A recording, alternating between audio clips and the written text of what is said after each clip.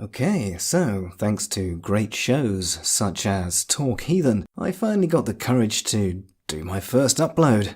No one wanted it, but here's the first pure ostension.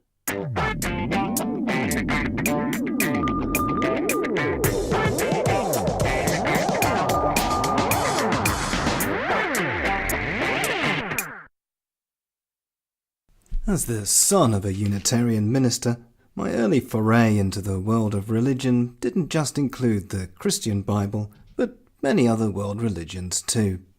My father spent a lot of his time in his sanctuary, which was basically filled with books, a typewriter and a printing press.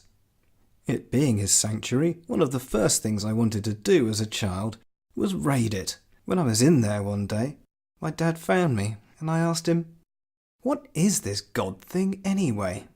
He replied, pointing at a particular row of books, "These people believe various things about God." Then he pointed to another row. "These people don't." And, pointing to another row still, "These people aren't sure." So, I had a choice of books. And it happened my first was by somebody called Carl Jung.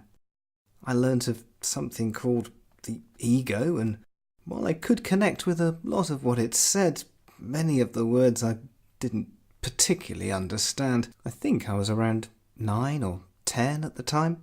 Then I discovered computing, beyond the simple Pong console we had bought from a supermarket. This was at a time when schools didn't have computers, mobile phones hadn't been invented, and I found myself a little bit like the only programmer in the village. Even my father couldn't see the point of bits of light on a screen. I was, however, very glad when they finally got a colour television. It meant I could have full 16-colour computer glory. Fast forward to midway through my life, and after many more years of computing, I found that I hadn't actually answered my earlier question. It was also around that time that I discovered Alan Watts, and he covered a range of beliefs and had a warm, humorous voice. However, I still wasn't very much closer, so I just carried on computing. Fast forward to today, and the news seems to be full of this religious war stuff. I then discovered a whole number of different sources on the internet, such as the Street Epistemology channel and Talk Heathen and the Atheist Experience, Aaron Ra. It was interesting, to say the least. And so there were a wide range of people that they talked to and different theist and atheist callers. This seemed quite interesting. I then also discovered the Non Sequitur show and learnt about agnosticism, which I realised, hey, that's me. I'm an agnostic. And some people really did appear to believe they actually had magical mind powers and could telepathically communicate with some being or beings unknown to anyone but themselves.